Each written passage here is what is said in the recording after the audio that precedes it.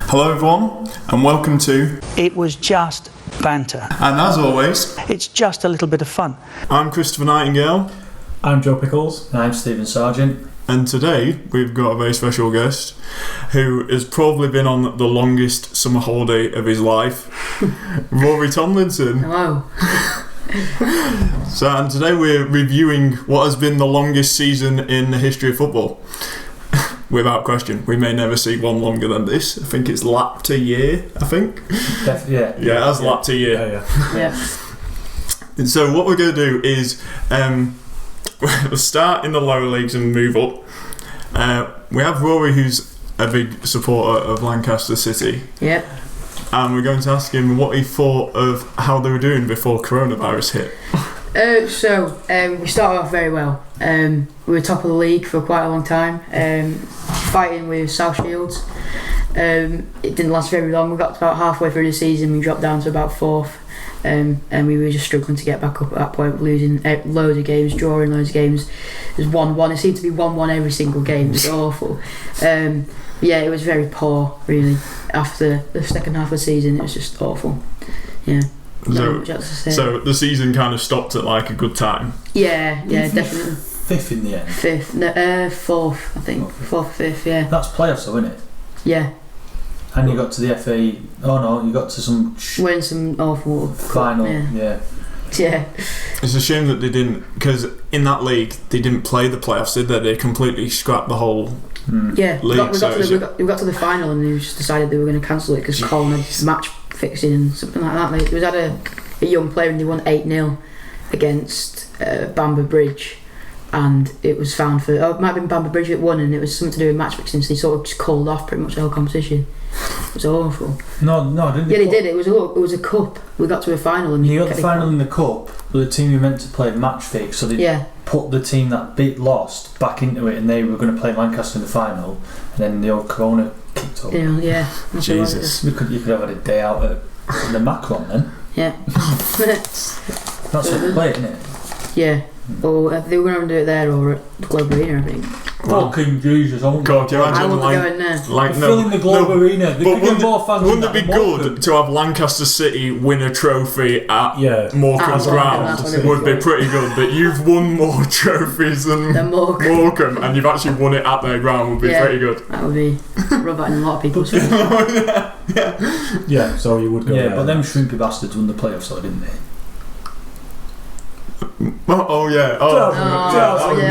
Many moons ago. But I mean, you imagine winning when Kevin Ellison had hair before it became bald. If you won Champions League final at the Etihad, that would be pretty good. That would be good. I'd rather win at Anfield. Yeah, but you know what I'm saying. Like, as an example, any one of those grounds. I think it'd be more ironic if it was actually played at Globe Arena and Lancaster filled it and got more fans in the ground than Morecambe did. That would be pretty fun. And so what are your thoughts on like the upcoming season? Because have you made any signings in the made summer? a lot of good signings. So we have a player that used to play with Neil Marshall quite a while back called T, and he's very good, a new centre back, so I think that'll add a lot because our defence is very poor. When you at Portsmouth? No, that's David Norris. So and we've also, I think there's a player, do you know Jacob Gregory used to play for us when we won the league? He was very good, one of our best players, and I think he's joined back again, so that's very good, very good. But striker as well, aren't you? Decent. Maybe, yeah, I think so. What kind of money's banded around? There's no money for these players, is it, down there? No. It's all based on free transfers, right? A lot of free transfers, yeah. And all old farts who used to play in Premier League. David Norris played for Portsmouth. I've heard about it. Ipswich. I've heard him before. And we went to watch David Norris. He scored for Portsmouth versus Southampton, and it was that volley from outside the box. Which teams did he used to play for? Portsmouth, Ipswich. He didn't play for Leeds, did he? No, I don't think so. Hull, possibly. Yeah. Because it was a Norris that set up the goal that they scored against us. Like when we went to watch last time. Weren't they playing Matlock? Was it Matlock Town? Ricardo and they had Ricardo Fuller on the bench. Yeah. I saw him once in Crewe train station. Like 40-year-old Ricardo Fuller on the bench, and they didn't even bring him on, and they were losing. And I was like, why? That's who Ross Hannah started. Well, we didn't know who it was until my Uncle Nobbed pointed it out, didn't we? You went, Lancaster will be fucked if they bring him on. Good old Ricardo. Didn't he used to play for them donkey bothers? We can forgive him for that. It was at Preston. There's Mikel, sports player that used to play for Palace. I can't remember his name. Massive. It's really bugged me because I always remember it now because he always plays for him, and I can't remember what his name is. But yeah, there's actually some players in that league that used to play in Premier League. It's quite mental. So you're pretty confident for next season? Yeah. Do you think? I think playoffs. I don't think we'll win it. Definitely, probably we'll go up. I think. What league would you be in then? Conference North. That's not too bad actually. Was that the old blue square to the North? Premier North. Without putting it down on it too much, I'm not sure Lancaster will make it to Football League in my life. I'm never going to make it to Football League. The shit. Yeah, but people would have said that about Fleetwood. I mean, we get 250 attendance, and if we get that, that's good. So I mean, I don't think we can. It's not really about that for teams at that level, is it? Well, it's just about having fun and playing with your mates, lots of them, and if you get Football Manager, you can edit it, so you can actually go up. Well, that's just a bit silly, really, and also it sounds really boring. I might like Bradford winning that one. Talking about Bradford, we'll go on to how Bradford's season in League Two is. Well, I have great memories of last season because it ended at the right time. It was great timing. You know, there was like a month of really, really bad stuff, like Mansfield away, Oldham away, Salford away. Salford away was not for Bradford. No, there's some good goals in that game though. No, there were, but the defending was awful. Kelvin Miller, who we spoke about a minute ago, he was one of the defenders who. Anyway, he's got Morecambe. There was some really awful games, but before then there was some great days like Swindon at home, Crawley at home, Morecambe away. Who else was there? I thought you were looking quite good for like playoffs. We did well that point up until Christmas, and then so basically Owen Doyle was on loan at Swindon, getting loads of goals, having a season of his life, and then the manager seemed to get almost get the heebie-jeebies, and he thought, should I bring him back? You record him, and should I? And then fit him into the team and drop Donaldson or Vaughan, and then Vaughan got unhappy, and then Doyle didn't score, and he was in his office every day asking him to go back anyway. So, and basically the manager lost his bottle, and then he lost his job. Good. But then the season ended, so I was happy because most of my memories for that season were decent, really. Are you looking forward to playing next season? I'm looking forward to see. I went to Oldham away in February, and we were 3-0 down. And most people in the world would be like, what the hell are you doing there? Just go home. I was just happy to be. It was a weird feeling that I was happy to be there watching them, even though we were doing really awful. It was just nice to be there. So there's something about seeing them play that I just enjoy.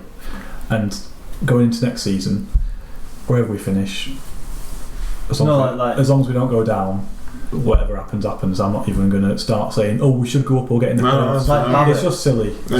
That's fair enough. It's a waste of life because most of the time you're going to be disappointed. Yeah, like Barrow have gone up, haven't they? So that'll be an alright away day. We play them in October away, and I'm not sure people will be allowed in by then. Bollocks, isn't it? Well, you've got to hope that Barrow stay up then you can go for it. But like I said, I have no expectations for next season.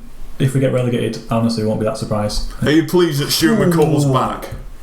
Are you pleased he's back in the job? I wouldn't have got him back, but then again, I would have kept my bottle and fit in Doyle and Vaughan, played better football when I should have, and then kept Bowyer on. But don't you think the manager, when you've picked a route and the route was Bowyer, we have to stick to it to the end of the season because McCall wasn't going to come in. McCall came in with his better style of football than Bowyer, to be fair to him.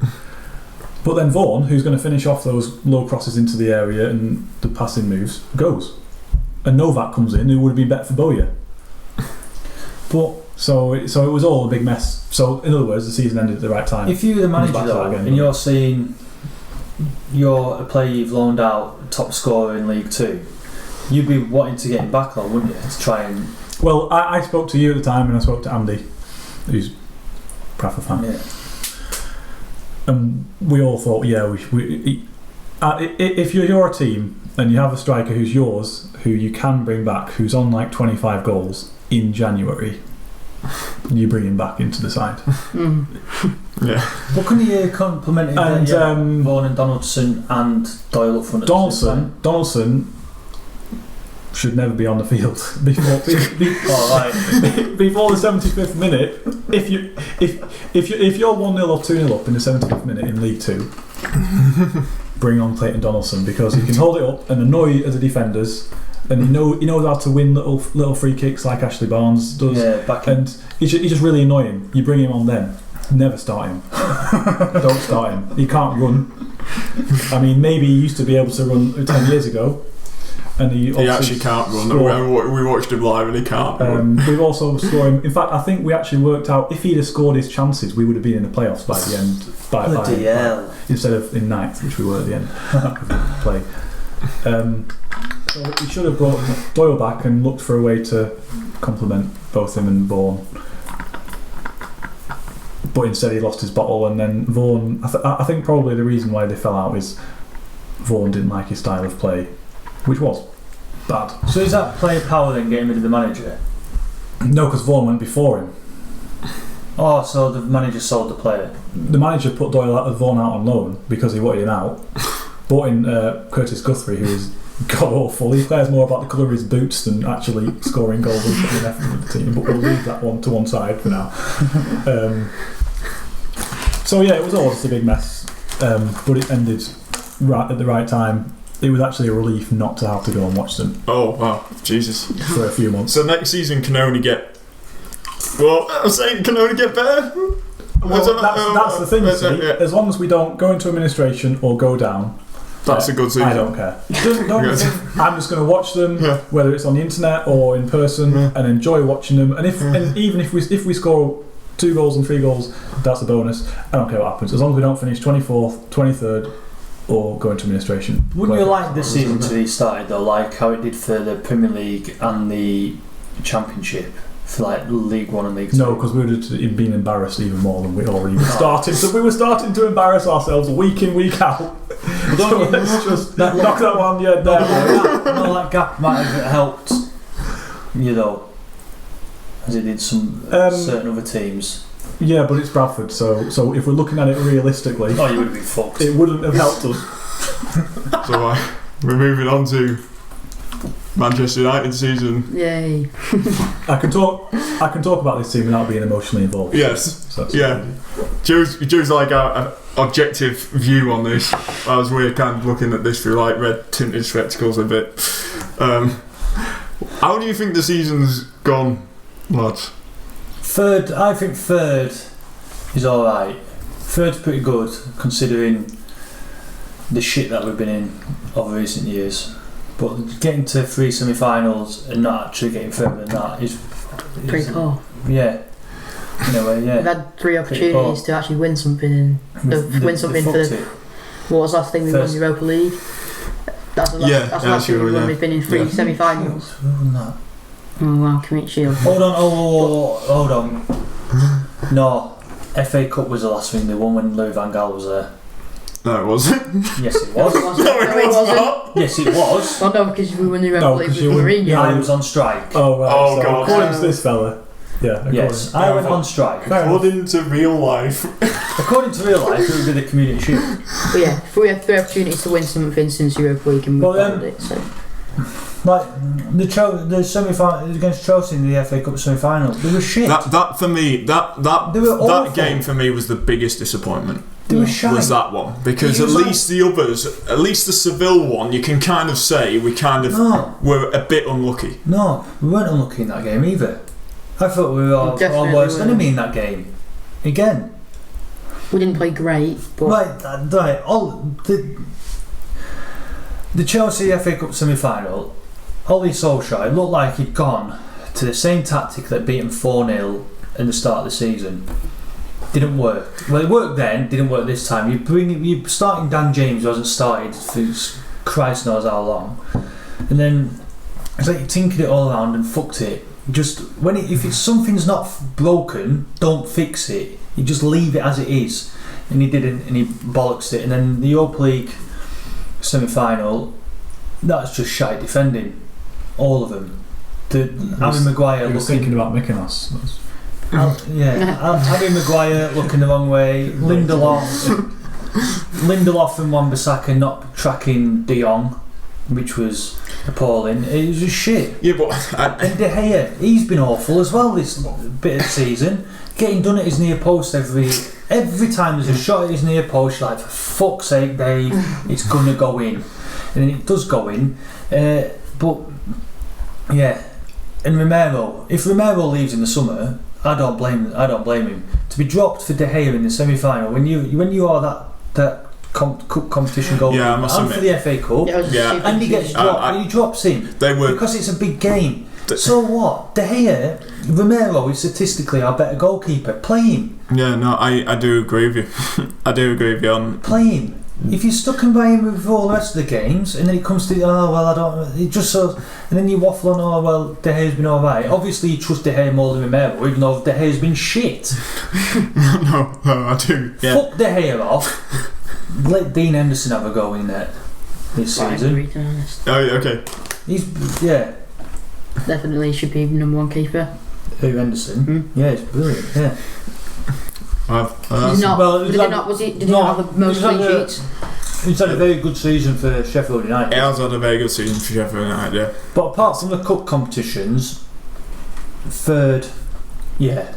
Considering he's a new manager and it's his first proper season, I was pretty chuffed with third. Third is good. Yeah. Considering, like, for a long time, especially before Christmas, it was looking like we weren't even going to get anywhere near European places. Yeah. Yeah. And then Bruno came in, and it suddenly started turning around. I told you he was good.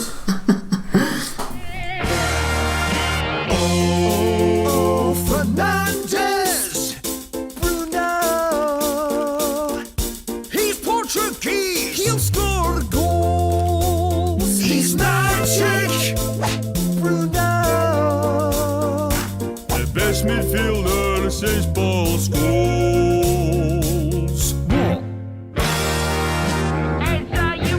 I am now. Next that's on my windows break. Make sure Bruno signed by Thursday evening. Ollie, no, come on, be a red. You can't be worse than Fred.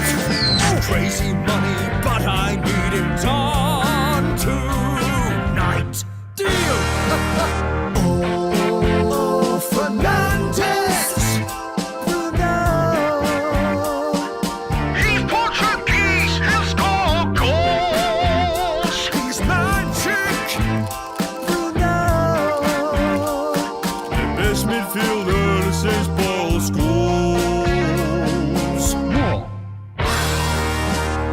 It's derby day. We won 1-0 away. Coming to the first leg. I am safe now. Sweet dreams till the morning. Now I'm wide awake. I didn't know you could make. I made sure Bruno signed by Thursday evening. Pay rise? Sure, yes. Oh, Fernandez. Bruno. He's Portuguese. He'll score goals. He's magic. Bruno. The best midfielder says ball scores.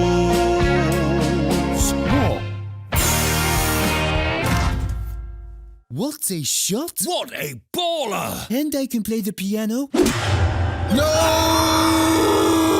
It's happening again! Was it something I said?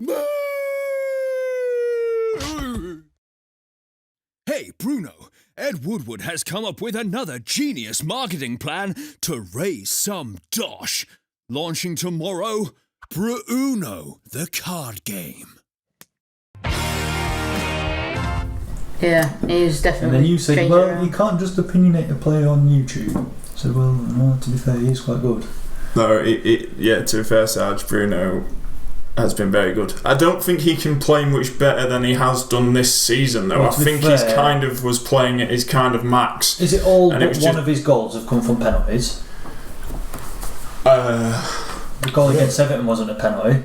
He scored against Brighton. Oh, and he scored and he scored a free kick. Yeah, 2. So the rest of his goals have been penalties. Bournemouth. Penalties. That was a great performance. I think he's got more than 2. What, from outfield play? 2 or 3? I thought it was 4. Must have been fucking penalties then. Because when I looked, he had 8 goals and it was 4 pens for none. I'd rather have him penalty taker than Rashford or Pogba, because when they had the penalty, I can't remember who it was against. They started bickering over it. Oh, it was against Wolves. Yeah. They started bickering over it. But that's egos. You should have a decided penalty. Ego? Yeah. Well, you've got a lad saying, hold on, I've not missed a penalty yet. You knew, you big French bastard. You have. Solskjaer needs to be stronger. It's a failure of management. That he's been very good in many areas. One of them is he's not stood up there on a training ground in front of everybody and said, right, you Pogba or Rashford or someone. He probably does. He probably is a bit more harsher, but in front of the cameras. I'm not sure he is. He needs to put his foot down and say, right, you're getting nowhere near that ball on penalties. Yeah, that's it. Bruno. And clearly he hasn't done that. And what's happened this week in Greece with old Harry Maguire, with his sister being stabbed in the arm and him kicking the fuck out of a police officer, he needs to be dropped as captain and let Bruno Fernandes have it, because he shows more fight, determination and whatever than any of them do. I wouldn't have Fernandes as captain. I would. No way. Why not? I think he's one of those players where the captaincy will take away from. I don't think it will. I think it'll make him better. I think it will. I think it has with Messi. No, but he was captain at Sporting Lisbon. It's different, isn't it? No. Second season in English football. No, when Man United went 2-1 down. He was going down anyway. Seville. The last few games, he's been pretty poor. Because he played too. Yeah. Take that responsibility away from him. Maybe in a couple of years, give it to him. Like, against Seville, when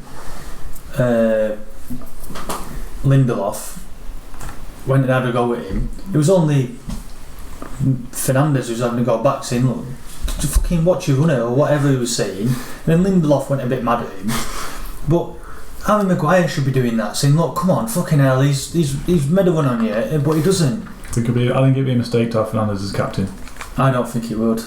Maybe in a couple of years. I think it was a mistake having Maguire as captain. Maybe in a couple of years. Because he came in and was given straight the captaincy. He doesn't know anything about the club.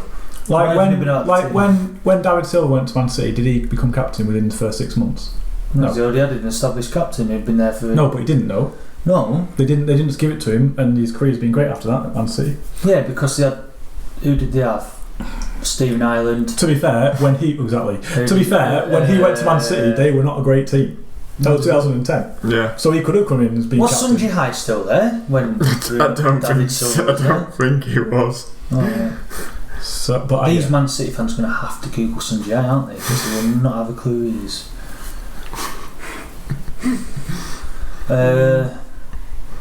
Yeah, I just think Harry Maguire should be captain. And then Pogba got injured, which was the best thing about our season when Paul Pogba got injured. It wasn't the best thing about that season. It fucking was. No, it when was he got not. injured. No, when he got injured and McTominay and Fred were in midfield, it was a lot better. There was a better football. It was a lot better. And then he comes back in and it's like, oh, I'm better now. I can walk around. Well, not walk. Bumble around the football pitch like I'm this big, arrogant, hard bastard. When you just shit, just go. He can still go. He needs to leave. I think with that one, Solskjaer's hands are tied. Because with Adidas and everything sponsorship, it costs so much money. The board, shit. Yes, and whatever. I agree with you, but unfortunately, that's modern football, and agents dictate a lot of what happens, and so does business and money. Yeah. And I think it's difficult for him to. Yeah. And also, who would buy him for 80, 60 million? You wouldn't. You'd swap him for someone else. What are your thoughts on Pogba, Rory? I mean, be careful what you say. I mean, once he's come back, he's not been He's not been great. I think if we're agreeing that we don't need him. Man United do not need Paul Pogba. If we're agreeing, Pogba all right, needs fair Man enough. United. If we're agreeing that Alex Ferguson's one of the greatest managers ever to be in the game, I don't think we disagree with that one. Same with Ravel Morrison. He got rid of him. Where's Ravel Morrison been since he left Man United? He got rid of Paul Pogba because, for whatever reasons, I think probably similar reasons to what you're explaining. I think you have to trust him on those two things. He probably did the right decision, and bringing him back was a mistake. Yeah, but then Man United did buy Bebe when he was and Dolphin Shoe. Well, everybody makes mistakes. No one's perfect, Sargy. I would have Paul Pogba nowhere near my Premier League team. Doesn't matter which Premier League team I managed, actually. It doesn't matter if it was Fulham. I wouldn't have it. I'd swap whatever offer comes in from him, if there is an offer in the summer. When it came back, it felt like he was window shopping himself. He was putting himself out for sale. Like, he doesn't want to be it, so I'm going to actually play good for a few weeks, and I'll get a few goals or whatever, get a few assists, do a few passes. I won't fuck up as much as I usually do when I pass the ball away or do whatever. So I've painted myself in a good light, and then someone will come in for me like Juventus, where he wants to fuck off back to. Then we'll go back, and then we'll be happy. Juventus have Pirlo as manager now. Yeah. I don't think he's going to sign him back because I think he knows how much work he had to put in to save him when he was there. It's true. That is true. So you would want to sell Pogba? I want him gone. What? Clearly. I'll sack him. I want him gone that bad. What about you, boy? If it was a swap deal or we've got a lot of money for him, I'll let him go. But I mean, I don't think we'll get 90 million. I'd rather get rid of Lingard or get rid of players like that. I want rid of Lingard as well, and I'd rather keep Pogba for maybe another season. Oh my god! I would keep him for one more season. No. Listen, you've had your say on it. Let Rory have his say on this. If we don't bring anyone else in, if we don't bring anyone else in for him, then we don't look. We do need. When he wasn't there, if we were to get rid of Pogba, we would need to bring someone in. Yeah, completely agree. But how good was Matic? Not Matic. He's shit. He needs to fuck off and all. Yeah. Fred and McTominay, when they were together, they were really good. They worked. Yeah. They were good. Them two worked together. Yes, but you need some cover behind them. We can't just rely just on them and have no midfielders on the bench. So you'd need to get someone in if we were to sell Pogba. Kimmich. Isn't he right back? He just says names of players, doesn't he? And just whacks them out there. Can you imagine if he was in a board meeting actually Oh my god, I whacked out Jesus. I also whacked out and Herrera. Right, we've sold Rashford. What player would you like to bring in? Kimmich. I also whacked out. Is Kimmich even a central midfielder? Yeah. He plays CDM. He played CDM for a bit, but he plays right back. Fair enough. FIFA, let's go yet. CDM. Oh my god. Oh man. Yeah. I mean, I wouldn't have him. We need to strengthen up front as well. I'm not sure you do actually. I don't think we do. I think that's the one area you don't need to. No, we do. Because Zagallo's going back out. Who would he drop? No, this is right. It's like the Sancho thing. I like Jadon Sancho, I think he's good. But for 108 million, I don't think he's worth it. You could buy different players for that, right? He'd just be a winger. So you either drop in Mason Greenwood, Rashford, or Martial. You drop in one of them three for him. But if you got Harry Kane, right? Jesus Christ. What do you mean? What? No, right, Harry Kane, you need a striker. Igalo's going back. Igalo, we don't. I like the impact Igalo's had. It's been like a Henrik Larsson signing we had, a good impact one, right? His loan's up, fuck him off, right? Harry Kane, because in Harry Kane you've got a person who scores goals. It'll also be good for the national team as well because you'll have Rashford and Greenwood there, and then they can all gel together. Then so you're dropping Martial after the best season he's had in English football. Martial will leave. Who says I'm dropping Martial? Well, you clearly are if you want Greenwood. You got 4 strikers. No, we don't. Yeah, we do. If you start all 4 of those, where's the midfield at? Right, I'm telling you now, fantasy football has got Greenwood and Rashford down as midfielders. That's a different game though. It's not real life. They're 2 wingers. Right. I can't believe Greenwood's a midfielder on that. Carry on. Mental, yeah, no. Different game, you see. Harry Kane. Also, how good has Harry Kane actually been this year? Right, fuck Harry Kane off then. Yeah, just getting Messi, Lewandowski, anybody, Haaland. Yeah, Haaland. Well, yeah, Lewandowski, he'll do no. Mbappe, Mbappe. Yeah, that was quite quick. That Mbappe, Messi, Lewandowski. I tell you what, I tell you could sign, although you're a bit late now. Get rid of Pogba, get in Thiago Alcantara, but that's a bit late now. But that's what you do. To be fair, I would take that. Yeah, I would definitely take that. So would I. Him and Fernandes in the midfield. So would I. Do that. Yeah. So who is on your transfer list of people you want to get rid of? Clearly, get rid of. Right. Clearly. He shouldn't have started this one. Oh, sorry, have I just lit the touch paper in? We'll be here at about 5 o'clock. Oh Jesus, we might go and put the whole squad down, shall we? Might as well. It's easy to say who I wouldn't get rid of. Really? Is that some sort of joke? Right, no. So who wouldn't you get rid of? Who would you get rid of? Rashford. Okay. Greenwood. Right. 2. List over. Bruno. 3. McTominay. 4. Wan-Bissaka. 5. Brandon. 6. Romero, you need a goalkeeper, surely. Yeah. I mean, Henderson's coming back. But you need 2 goalkeepers. But then that's the thing is Romero going to be happy with being on the bench again? It's alright, we've got Grant, don't worry about it. I'd fuck him off, he's shite. Because he didn't play anyway. Well, it wasn't it like 15 minutes ago, 10 minutes ago, when you were saying 3rd in the Premier League with a new manager, that's pretty good. Solskjaer's, remember, it's his first full season. Players, yes, but De Gea's gone shit, Lindelof's shit. They still came 3rd. Maguire's shit. He came 3rd. Lindelof did alright, surely. Yeah, I put Lindelof. Smalling, I'd actually keep him and get him back because he's done alright. Wow, I can't believe you're saying that. No, after because he's done slagging him off for God knows how many years. Yes, but he's done alright. But in Roma, where people like him and he probably feels settled. No, but to be fair though, when he did come against that knobhead, he did get his arsehole turned. If it was the same situation with Pogba, you don't want him to come. Right. Fuck him off, Pogba. I'm glad they got rid of Alexis Sanchez, really.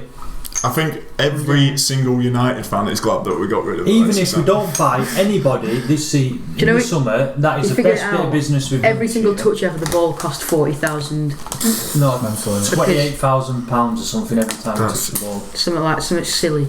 And I don't think you need to change that much for next season. No, if I'm being honest. Pogba has to go. We need a new defender. Lingard, as much as I feel sorry for him, he's had a tough year and all that.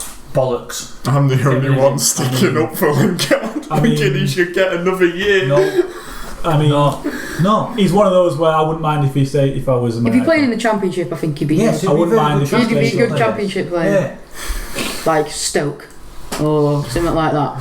He can't play in the Prem or very low down in the Premier League. Yeah, he's not a top team. The thing with Lingard is he has a fragile personal life at the moment, and if you relocate him to Southampton or somewhere halfway across the country, that's going to mess everything up for him. So you're kind of alright, sell him to somewhere like nice and advertising like or Spain. Then no, that's even more of a upheaval. You're stuck advertising him to those teams in Lancashire, maybe in Yorkshire, Leeds or something like that. He's not going to Do you want Jesse Lingard? He's good on Instagram, Snapchat, and he's very good at dancing. You would not have said shite at football. But am I right in saying that when he was scoring goals in the FA Cup final and he was scoring in 30-yarders each week, we wouldn't have said that he was an average player who should be getting rid of at that point. I didn't really particularly like Nani. Not then, but now. No. But could he possibly get back to being the player he was? Or is that gone? It's difficult now because he has those new younger players. Exactly. He's too focused on money, that's why. He's focused, not money. Social media.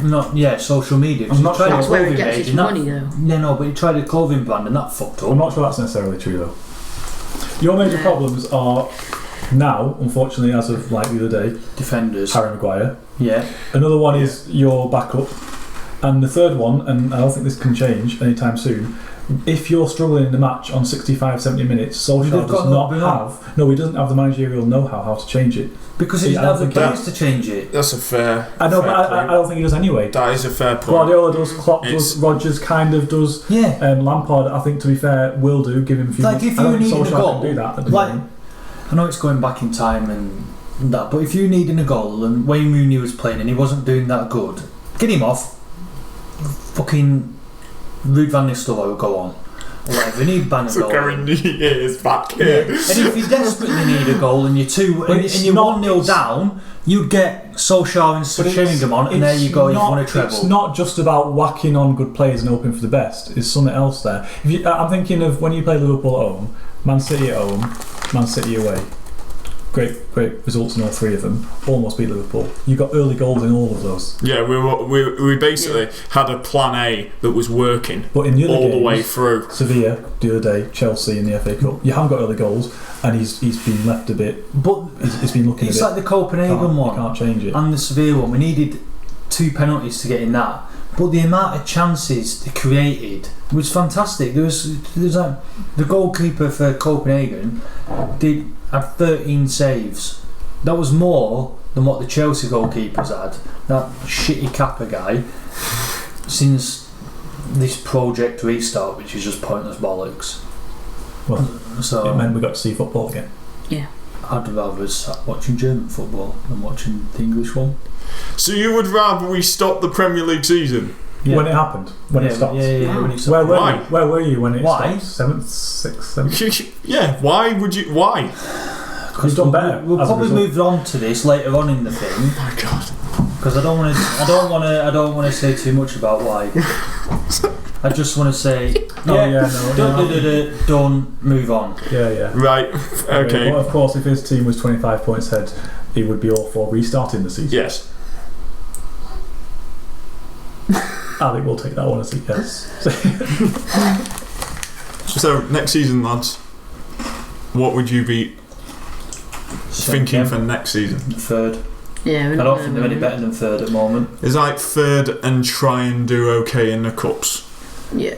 Okay. There's semi-final and no. If we won't get quarters of Champions League, no. We need to be winning one. Yeah, we need to be we're not going to be winning the Champions League, no, because we are shit. Well, we have to make signs. We need to win either the FA Cup or the League Cup. We need a trophy next year.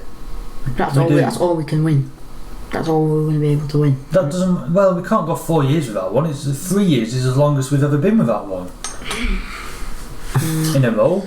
We need. Is it though? Because if you look back to the history of Manchester United, from when was it? When we were founded? What, 1878? There must have been at least more than 3 years in that time. Early 70s where we were relegated and we come back. No, Premier League era. This is yeah, but this is... Yeah. But we don't have... This is the thing, we don't have like a God-given right just because we're Manchester United to win a cup. You know, the main thing I think is we want to be challenging for it. So if we put ourselves in the position where we're like in the final, three semi-finals, that would be pretty good. In a way, 3 semi-finals in a season is pretty good. I agree. We were shit against Chelsea and we were shit against Sevilla. That's what it was. But hopefully the team will learn under that. And Solskjaer will learn from that as well. Yeah. Hopefully for you. And he's bringing you. And the thing what I am quite looking forward to is what sort of next players he'll bring through the academy next year, because he has brought loads of. I think it was again that played the most minutes this season of youth players. You need a stronger bench. Yeah, I mean, arguably your biggest problem. The other day, like the best player on our bench was Igalo. I mean, that's embarrassing. And that's got like Pereira and Lingard, Bailly, and Igalo. Were these guys Mourinho signings? No. No, Pereira wasn't. Pereira and Lingard have always been there. What about Bailly? Yes, definitely Mourinho. Yeah, but Bailly's a good defender. He did very well against Copenhagen. I like Bailly. He's like a black Phil Jones there. Bailly.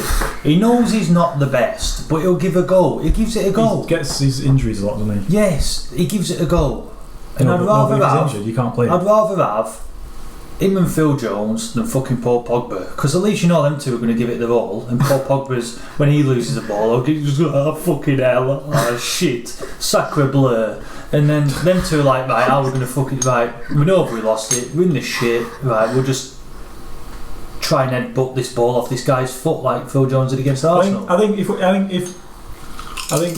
you're still in that phase of, because you've had years of success from 2000 to 2013. Yeah. I think lots of Man United fans have accepted that now you might have to put up with a few years of not being the best. I think you're still in the phase of going to accepting. You're still kind of trying to cling on to like the success of the past. He permanently lives in 1999. This man. You need to accept that. Perhaps you're going to have to like. Christ, we watched that final for the first time in like 20 years. Yeah. Jesus Christ, what a shit game that was. Every time it was offside. Every time. The only interesting bit was like, one of these twats hits the crossbar soon. I don't know what minute it was, but I know one of them hit the crossbar. Then, oh yeah, there it is. Next minute, I know they score soon. Yeah. And I was still jumping up and down like they still bloody won it then. But it was a shit final. Everything was offside. Those were the days of German football, hard 1-0s, defensively sound. Let's make it ugly and win. Well, they weren't. They almost did it. They almost did it. Yeah. Obviously, German football's changed since then, but that's what it was, wasn't it? That's why it was boring. If we then go like expand and talk about the Premier League, you're not happy that it got brought back. No. Right, I'm just going to say this. Right, and move on. Of course you're going to say. Well done, you bin dipping scouse bastards. Well done. Not going to win it next season. No, they're not going to win it for another 30 years. So half the ones who have seen it this time are going to be old crippled bastards by then. I think there is an incredible level of bitterness going on. Bitterness from you, me, and many other people. Why? Well, because Liverpool have won something.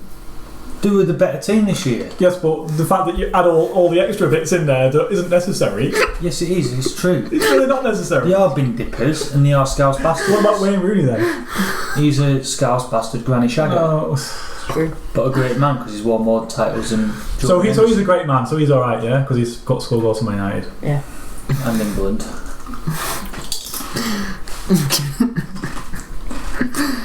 No, well done, Liverpool. Well done. I think Alex Ferguson did a piece congratulating Liverpool. He did, yeah.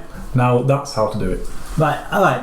I watched Match of the Day. Have a bit of a laugh at them if you want to. Yeah. Fair enough. No, they were the better team. But then just forget about them because they're the better team. Whoever's at the top of the league, doesn't matter if it's been for a year, they were the better team. They deserved to win it. And Jurgen Klopp, I don't know if I said it on a podcast or I said it to you two, that when Jurgen Klopp went to Liverpool, I shit my pants a bit because they were going to win stuff under Jurgen Klopp because he's a fantastic manager. But I watched Match of the Day that day, and there was the Dalglish man who should be up from the highest fucking tree, and then there was that other guy who they think's a legend. What's he called?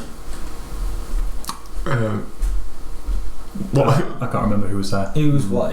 Barnes? No. John Barnes was a good guy. No, he wasn't there with Dalglish. Ian Rush. He's there a lot. Ian Rush. Right.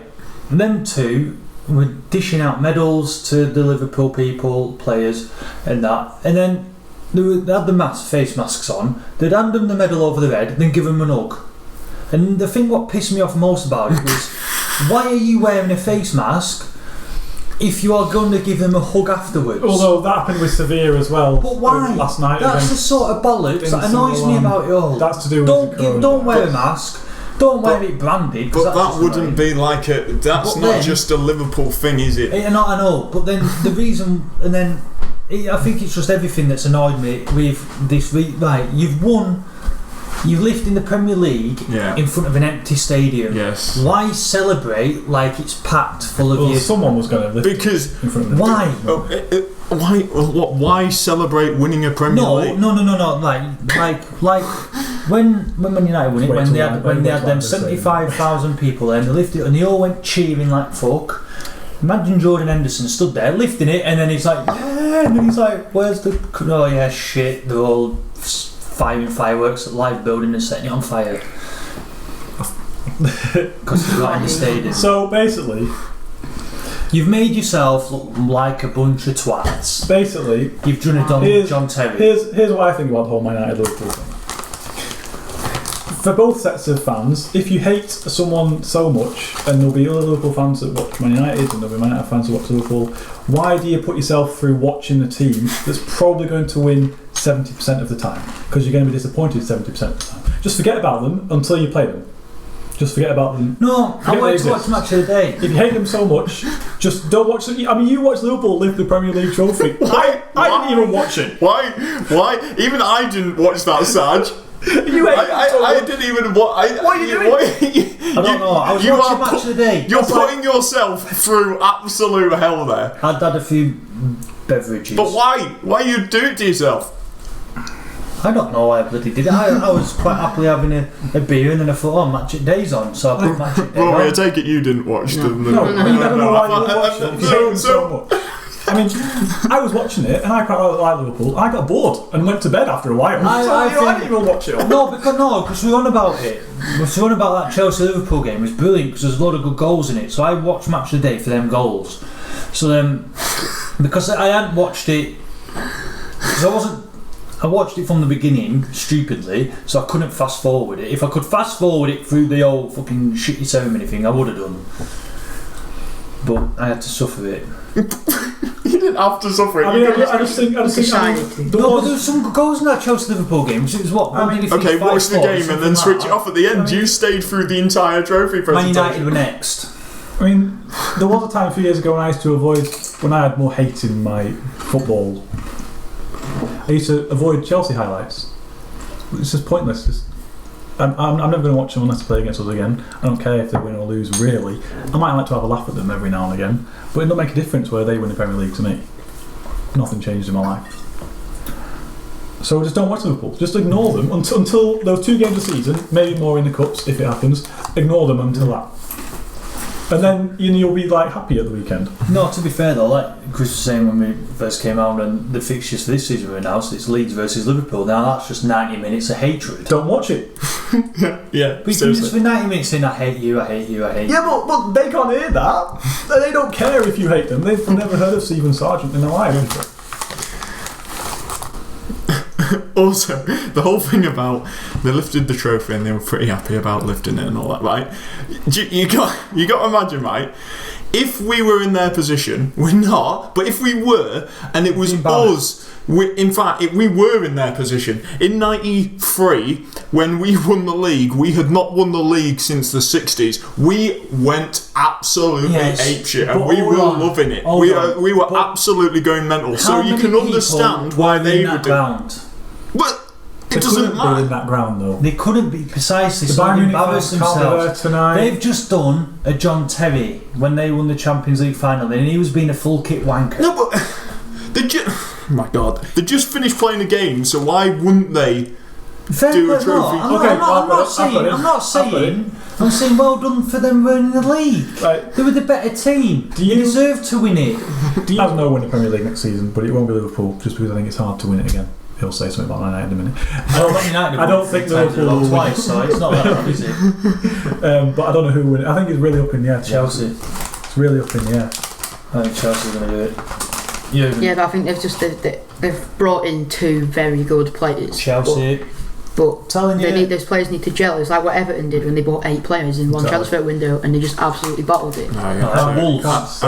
Wolves bought all them players in one transfer window and look where they got to. Wolves have a special setup though, which just works, doesn't it? Yeah, like a Portuguese reject team. But they're clearly not rejects because they're smashing it. Play for the fucking national team. Yeah, I mean, that's true. They're not rejects at all.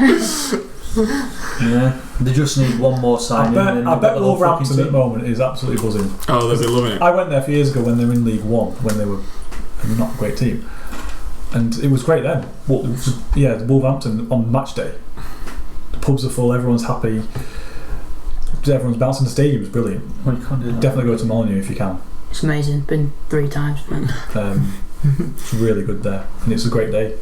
Yeah, so I'm happy to see him doing well, and I'd love to see him do well again. they've got a good setup going. But financial fair players, something's happened with those guys, haven't they? Yeah, oh, really? might as well not. They can't make an extra sub next season in the Europa or something. Oh, jeez. They've had a substitution taken away from next season. This is the thing that's annoyed me, right? Man United's start of the game this season is against Burnley, but that's been postponed. So has Man City's for being in the Champions League and Europa League, but Wolves hasn't. Because they went out earlier than we did. Well, that's simple as that. Shit, then. So our first game is against Crystal Palace. Yes. What date is that on? The 19th, yeah. Oh, my fantasy team's going to have to change around. I might have to play a fucking wild card in the first week here. Now, the big thing to come out of this season was this was the first season that had VAR. Shy in the top flight. Crap. Get rid of it. It's just, I think it's shit. Hate it with passion. It hasn't it's helped ruined anybody. so much of the game. Like, the only thing is, there's not even a positive. Even like Man United, they've had 22 penalties this year. It's the most out of the top flight in years. But it's shit. It's like Martial's penalty against Copenhagen. I don't think that should have been a penalty. Yes, the guy got touched, but he went down because he knows VAR are there. So it's if you're in the penalty area and it's the slightest touch, you're going down. Lukaku last night against Sevilla, he was getting manhandled way before outside the penalty area. He could have gone down anywhere outside there and got a free kick. As soon as he got in the penalty area, went down like a sack of shit because he knows VAR are going to give it. Did they give it? Yes, they gave it. Yeah, they gave the penalty after 5 minutes, and then that sheep-shagging Welsh bastard Savage should have said he got sent off. I like Robbie Savage. Yeah, I think he's alright. I like who he's lined up with on 6 or 6 every Saturday. No, but no, VAR's changed it. It's like you get touched, you go down, penalty. Handball for nothing, penalty. No. It's taken away the human element of it. It should only be put when they don't have a clear and ultimate decision. The referee hardly even has a job anymore. I know, but they have to give it a slight look, make sure that there's maybe something, and then they go to the whistle. But why not? They don't actually have to do anything. This is the also thing that annoys me. They could have a check for a penalty decision that takes 2 or 3 minutes. If it takes that long, then it's not a clear penalty or an or then stop the bloody clock on the thing. Don't just do away. The thing with the VAR was supposed to be brought in to like save teams money, really, wasn't it? It hasn't. Like getting unjust decisions. Yes. And not, things. Unjust. Look at bloody whatever. So basically, if the goal line technology had worked when Aston Villa played Sheffield United, there you go. That Aston Villa would have gone down, and Watford. That's just would have stayed up. That's the goal line technology. Everything for Watford. That's the goal line. It's still technology. That has been still technology. Yeah, I know it's been in place for that goal line technology has been in place for years, and it's the first time it's failed. The thing is though, VAR didn't pick when that happened, I listened on the radio. The commentator says that's a goal. Go to VAR. They didn't. Well, that should be a rule then. Yeah, it should be. I mean, I agree that VAR should be the backup. Yeah, so goal line technology. If I agree that I think overall VAR has been pretty poor. But if you're taking 2 or 3 minutes to look at a decision, it's over and over again, then it's like everything looks worse in slow motion. And then it does, but you should, if you're doing it, stop the clock. You can only injury time is only if someone's gone down holding their head or holding the balls or a knee or a foot, not for when the referee's deciding to stop, because some guy's got his big toe offside and he's stopping it for 4 minutes so he can get his magnifying glass out. There's also like 6-7 minutes injury time in every single game. When you've got a VAR, stop the clock. Stop it. Don't go to VAR. Get rid of VAR. That would be the only, but they're not going to, so you need to stop the clock. Well, I mean, I said earlier about Bradford. And these 5 substitutions in a game is bollocks and all now. They don't have it. They've got rid of that. Yeah. Good. Fuck that off. Drinks breaks. That was pointless. Yeah, no, they've got rid of that. That was just for this summer after lockdown. They had the drinks breaks. I mean, you only needed it 1 week because it was fucking red out. The rest of it pissed it down. I mean, I sounded pretty pessimistic about Bradford before. Well, you're lucky though because you don't have that VAR. But even if you said to me, right, next season Bradford's in the Premier League and you're going to finish in the top 10, but there's VAR, I still think I'd say, alright, let's keep us in League 2, thanks. Because I don't. That's how much it's horrible for me.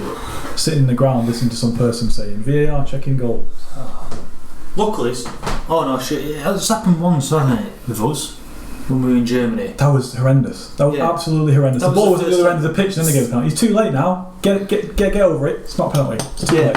Yeah. I don't think it's happened. And the thing is, that was a great day, but I remember that match for that moment, which is the wrong way to remember it. Yeah, and it was negative. Yeah. Well, we're only going to talk about next season. Obviously, we had the coronavirus. Which took up a massive 3 months of football, and then we came back, and now we got the next season starting in a few weeks' time. But it's all weird because we can't go to matches because no fans are allowed in the grounds. So it's really odd. What do you think? When do you think fans are going to be back? How do you think it's going to work? I think we'll give that a go. I think if you have like Man United, they've got 75,000 people who get in the stadium. If they've got 50,000 season ticket holders, say, there's 15,000 empty seats, so you can spread 25,000 empty seats. Yeah, whatever. Maths wasn't my strong point. So you got them extra empty seats. You can spread them fans out around the ground. You're still going to have instances where fans are right next to each other, though, aren't you? Yeah. Are you? Yes. Right. But fans, say your family's season ticket holder, you put all them 4 next to each other. So then that spreads up 4, and then you just do it that way. Right. But the thing is, how do you choose who goes? Because you could have me, who's had a season ticket for 4 years, who's gone to pretty much every game. A lot of it. Yeah, but I've been to pretty much every single game, and then you've got Dave, who's had a season ticket for 80 years, gone to every single game, not missed one. But now this will be his first ever game he's ever missed. Dave's a vulnerable old bastard. He's not allowed out of his house. But he's never missed a game, and he's supported the club for 80 years. Yeah, I agree with Roy. I think it's really hard to do a ballot thing. No, because he's been there. So I'm saying if you can open it up, if season ticket holders are only allowed into the ground. So was it a ballot?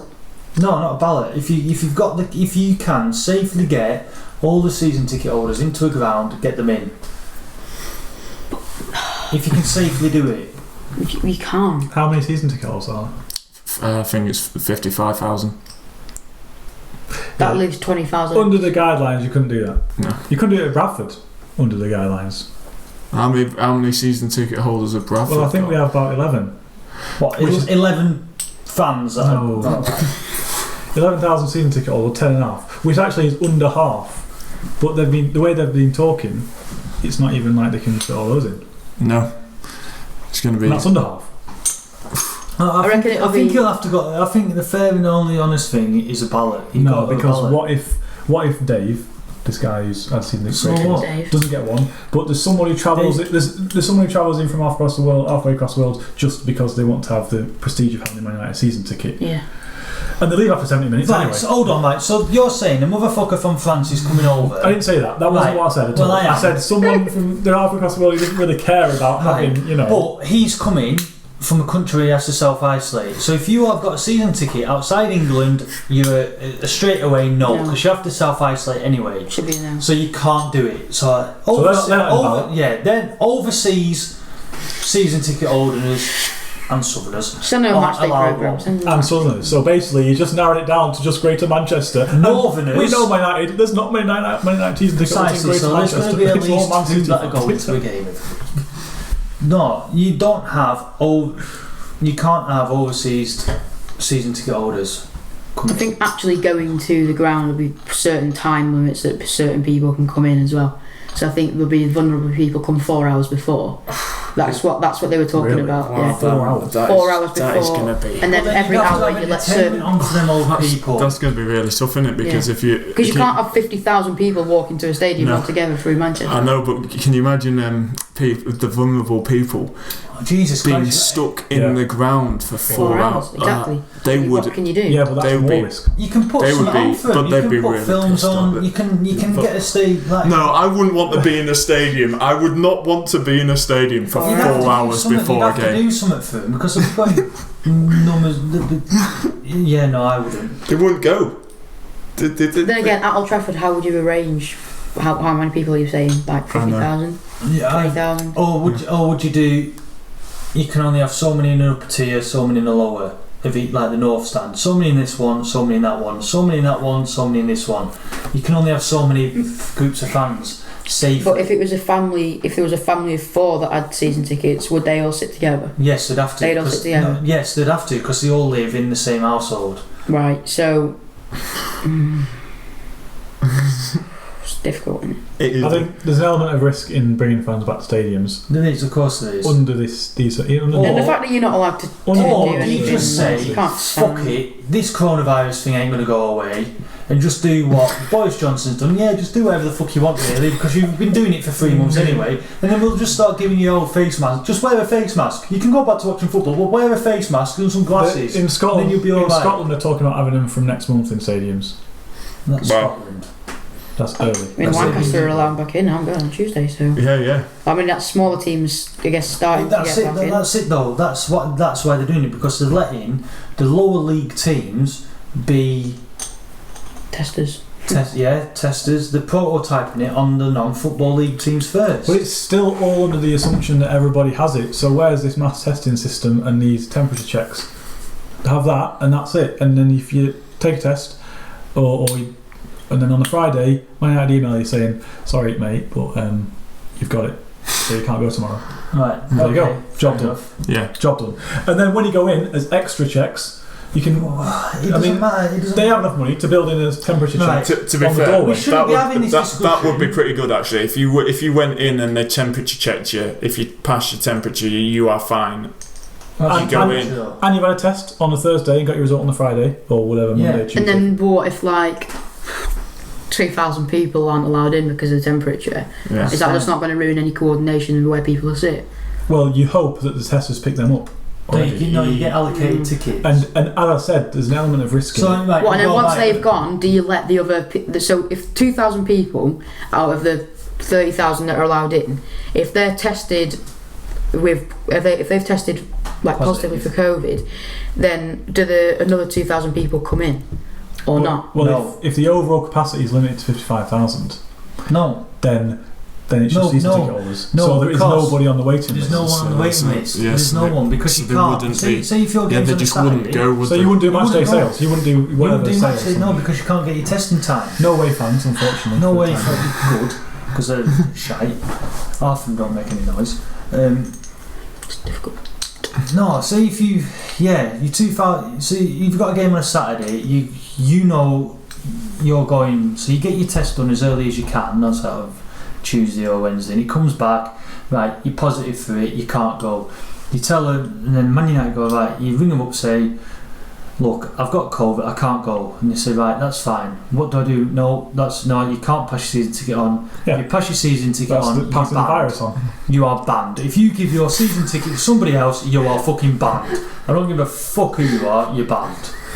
Yeah. That wouldn't work as customer service on the phone. No, I don't think I would go down without that well. expletives, you say, if you pass your season ticket on, unfortunately, they'll have to be dealt with by the police, and you are going to be banned for coming here. So you're going to have to stand out. But the whole thing with the season ticket is when we give it out, they say, "Oh, you can give it to family and friends." So you're basically going against the whole marketing thing of the season ticket by saying, "Oh, we're just going to arrest you now."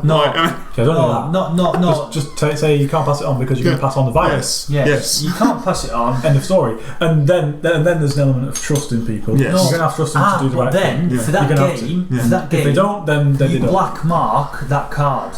No, you black mark it. So if you go up to it, the scanning machine, and you go, and it goes green to let you in, it goes black.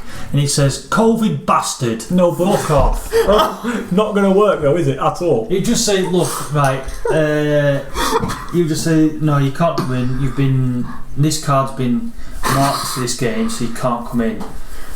Where did you get it from? Are you Mr. Nightingale? No, I'm not. Did he give you this season ticket? Yeah, he did. Why? Where's he at? He's got the old Coronas. Right. But they're obviously not going to say that, are they?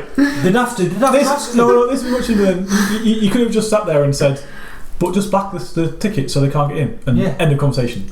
That's it. That's it. We've got it now. No, but it'll be an argumentative person, so you have to deal with the argument. Okay. Why is this blacklisted? Why? Who are you? Well, no, but he'll know. Are you the name on this card? No. Have they passed it on to you? Yes. Right, you can't come in because they've been tested positive corona, or they've let us know they've been. Why would they argue when they know they've done something wrong? They already know that. Yes, we know that. But they'll know as well because all the season tickets. We wouldn't argue. We wouldn't go. Right, we wouldn't go. If Chris had got it and he'd given us his, right, I've got his season ticket, I've been tested, would you want it? But no, because your card's blacklisted. But then there'd be some dickhead who tries it. There's always one knobhead who tries it. Pushes the law. Yeah, you try it. That's why you'd have stewards and security, though. I mean, otherwise. That's why they have to ask them questions. Are you the name? Have you got any ID? And if you say no, no, I'm not. Did you get this off a friend? They say yeah. Friend or family members, you say yes. And then they go, have these been tested positive? You say yes or no. And if it's yes, they go, right, yeah, no, sorry, it's been blacklisted. Well, I didn't know about this. Did your friend tell you to read the terms and conditions online? Well, no. Well, he fucking should have done, shouldn't he? Oh man, I think. Do you know what? My thoughts are on it that would be far too complex, and they should just wait until the point where they're happy that the virus has settled to a stage where they can let people in. Yeah. And just let them all in. Yeah. Because you can't. I don't think you can ease people back. It's gonna be too difficult. The issue you have with that is for teams like Morecambe and Grimsby and Mansfield and Barrow. Morecambe anyway. They rely on that. They rely on pie sales, drink sales, match day ticket sales, and then the pubs around the ground rely on beer sales. Yes. That's like that actual. That's a lifeline, and it's a community hub more so than your Man Cities and your Chelseas of this world. They can survive for a few months without much income. But they can let fans in for free. Because I think if you were like doing a ballot thing and letting people in, it'd be really weird. It'd be like the United supporters, the Lancaster supporters coach. If Rory went and like Elliot and and then anyone else just wasn't on, and it was just him on his own, it would be a bit weird, wouldn't it? Yeah. No, you'd have to go down. You'd have to make use way down on your own. You wouldn't be able to go on a coach. No, because you'd be in the ground with everybody else anyway. So you might as well be in the coach with somebody. But you understand what I'm saying? Like you're splitting. If you're splitting people up, it's no longer the camaraderie. Yeah, you lose that camaraderie, which is a big part of football. I think we all kind of agree on that. Yeah, but you got to think outside the box and outright. You can't all go on the same. But yeah, to be fair, you can because you just have to wear a mask. You just wear a mask. Apparently these masks are the dog's danglers of solving this problem, and if they were, we would have all been wearing one from the outbreak of it. So it's Boris Johnson's fault, really, and that other knobhead who's got his hand up his arse, Dominic Cummings. They can both fuck off. No, but if they say, because this has been proposed as well, that you allow people in the ground with face masks, but they can't sing or chant, would you go? No. I don't know. You might as well watch it because it's not adding anything to your experience of the game. You go in there to watch it. The only thing that there's actually adding anything to it is you're there. You're not doing anything differently. You're just watching the game. I mean, I would go. I would go because I have a season ticket. There's no point in me not going. But I don't think I'd enjoy it any more than watching it on TV. It would be. I would find it hard to. It's just a waste of my money. I've already got a BT subscription. There's no point in me going. It is. It's a waste of money. Yeah, like if you can't. Because if you can't sing, I mean, singing's a big part of it, isn't it? Yeah. If you can't jump up. The only reason the main reason fans go to games is to enjoy themselves and to get behind the team. Yeah, and cheer them on. You can't get behind the team. If you can't cheer the team, you're only getting them behind. You're only visually getting behind the team by being there. It's not adding anything to the. But I don't see what the problem is. If you've got a face mask on, right, and you go to a shop and you say, "Oh, I'd like this thing or whatever," you've got a mask on. You go, "Yeah, I'd like this whatever." Yeah. What is the difference between singing singing a song or chanting or whatever. There's no difference. You're still speaking through this mask, or going up to the person who's selling you an hot dog or a beer and going, "Please can I have an hot dog, love?" And she goes, I'm just saying what I'm just saying what the proposals have been. It's a bullshit proposal because you're still wearing that. You're still talking through it. You wouldn't go then? I wouldn't go, no, because you go, right. Every time you go and you put your thing and you go, right, yeah, it's good, you can come through. I always say, yeah, thank you, or whatever, to the guy who sent us through. So what's the difference when you're blanking him? It's being ignorant to him. You might as well watch it on fucking TV with the shitty FIFA sound effects. Also, you could probably just go to the shop and get food for cheaper as well. I mean, there's actually no point. You're not adding anything to the game. You're not adding anything. You might as well. And then if you're one of these people that are a bit worried about it, don't go. And then your team scores last minute winner. So everyone's going to go mental. I mean, I wonder how long it's going to last at Old Trafford until someone starts singing. It's going to be seconds. Seconds. Put bets on that. It'll be when I go for it. Rory will be starting it. I've just been out. Yeah, you just do it. Heavy. Right, what's next? No. That's it. It's kind of closing. It's my idea for UEFA, Champions League and the Europa League. This was a good. You even endorsed this as a good idea. What's your idea? Right. You know how we've had like the UEFA, the Europa League and Champions League. This bit. I'm thinking. He wants to do a competition, doesn't he? Yeah, you can't. Right, no. Instead of running it through the season like it is done now, you do it. You finish the season in April, but then have the whole month of May as Europa League and Champions League knockout competition football game. You bid for it. Just let me write. I'll get to them bits in a minute. But you finish the season a month earlier. So instead of say if you finish in the top 4, so you've got a Champions League game, you will play your game on a Wednesday or a Tuesday, won't you? So then you play a Premier League game instead of your Champions League game on that day. Europa League, same thing. So you're congesting the Premier League season a little bit and making it a bit shorter. Same with cup competitions. Probably these replay FA Cup replays. They'll be alright. Have replays. Fuck off the two-legged thing in the EFL Cup. It's the semi-final. Yeah, fuck that off. Just have a one-legged one. So then when you come to May, you bid for. So it's like a World Cup knockout tournament. So you have the top 2 teams go through automatically in the Champions League. Third would normally drop down into Europa League. You fuck that system off because it's pointless and bollocks. Seville, what were they in? Were they in the Champions League this year? No, they've just won the Europa League. No, last year. Were they in the Champions League last year or this year? What year? I think they finished third in the group. Yeah, I don't think they were. Right, so they qualified automatically for the Champions League, the Europa League, didn't they? I think they did. Right, yeah. So get rid of that third place, drops into the Europa League. So you have the top 2 teams in the Europa League, top 2 teams in the Champions League. Then go into the next round. It's a single knockout round, all the way to the final, like it has been since this restart. Winner takes all, like that. Right, for the fans, you then say the club works out. Say if it's the club works out how much it might cost a fan to go. So it could be like 200 quid from the first match all the way to the final. If you get there, you say right, you pay your 200 quid for it. You get selected, but you have to go to so many home games to qualify for it. So even if you're a non-season ticket holder or a member or whatever, you can still apply for these tickets, and you just have to say, look, I've been to this game, because they'll know. Yeah, so you pay your 200 quid like you would do if you, like we did when we were going to go to Euros for France. And if you get selected, great. If you don't, you get your money back. If you get your money and you get through the group stage, and then you get to say like the semi-final or the quarter-final, you are then reimbursed your money for that, the semi-final and the final game, or whatever games you're going to miss, you're going to be reimbursed your money back. So it could be played in like Germany, Portugal, Spain, France, England, wherever, and all you need to pay is hotel fees. But then, yeah, like that, like a World European Championship for the Europa League and Champions League knockout in the month of May.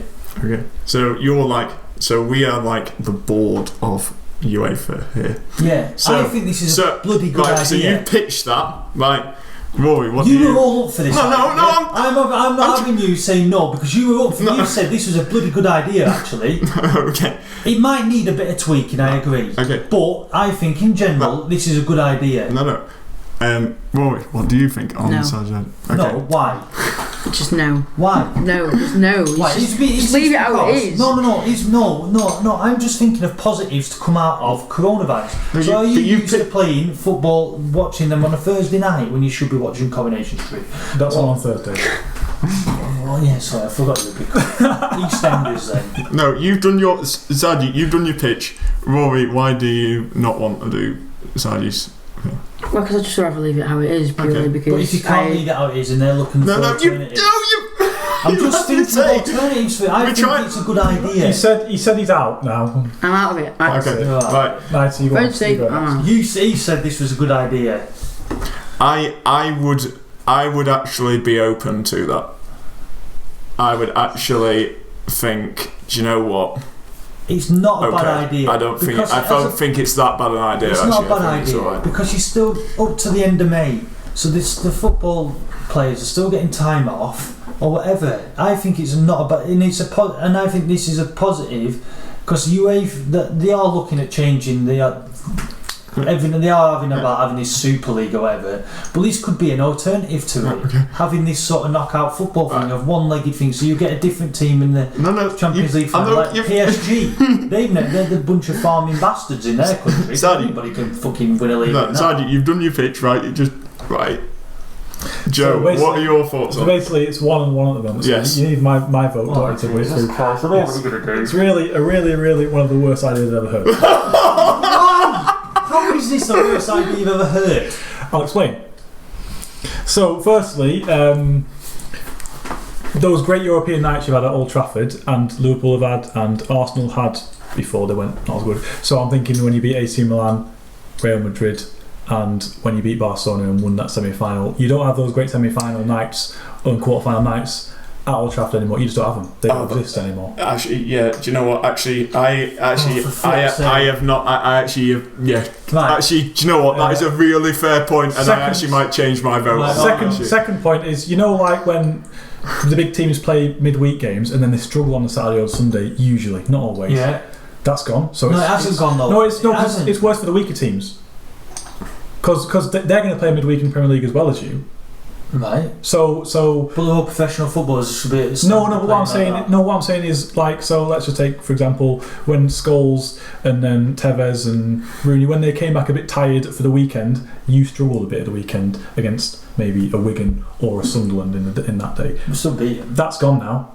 So it's easy for you, it's like normal now. So it's worse for the weaker teams. Right. Secondly, you talked about getting rid of the two legs and the replays in the EFL Cup. When Bradford got to the final of the football of the League Cup, we played Aston Villa twice, and I wouldn't have given up those games for fucking anything because they were absolutely brilliant. That doesn't exist anymore. And thirdly, it's just one step towards European Super League. 5 years down the line, you're going to say, or Man City, we don't want to be in the Premier League anymore, we just want to do this in May. And then the Spanish League will agree with that, and the Italian leagues, and it's up to the German league to. No, I'm not. It was just an idea because I thought this was. Really, that's just be the end of football.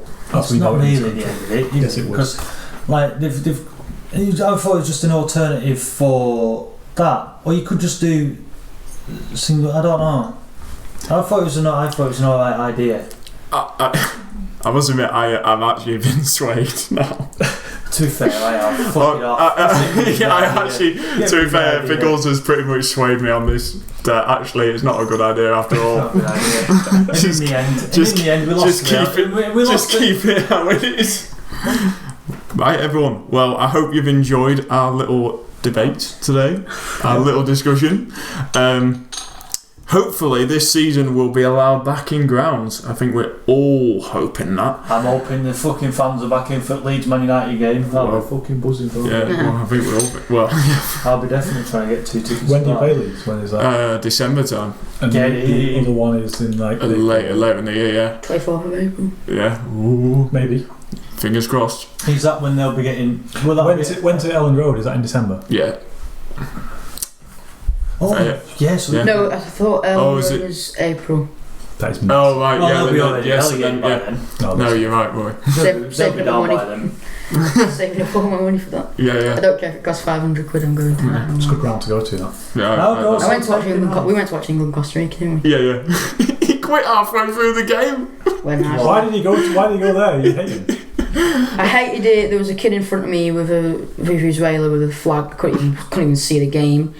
Half my family from Costa Rica. It was a very boring game, so I just went to go to Nando's. He went at half time to go to Nando's, and me and James Wilkinson, James Knight, stayed and watched the whole game. I had no idea that he'd buggered I hated it as well. It was what? England Costa Rica, the pre-World Cup friendly. It was hilarious. Like met up with Suzanne and Rory after the game, and it was like, "Did you enjoy that?" And it was like, it was a good game. It was a good game as well, because it's like England and Costa Rica. It was just like my family, and it was just like a fucking kid in front of me doing a belly. You just tell him. It was. I did. That was. I said, mate, is it alright if you just stop doing that? And he was just like, yeah, alright. 5 minutes later. Google Translate. We'll take a saw and chop the fucker in half. Yeah. So what we'll do is, as always with these podcasts, we'll leave you with a bit of banter, and we will see you next time. Take care, everyone. Sometimes you just need that 2 or 3 players who can they find them, who sort of transfer. I think of Luis Suarez coming to Liverpool for 4 or 5 years, we're finishing 6th and 7th, exactly where United are. Almost won a title with Suarez coming in. Sometimes just that one player can sort of just make a huge difference. But Jim, you just said almost won a title. You didn't win a title.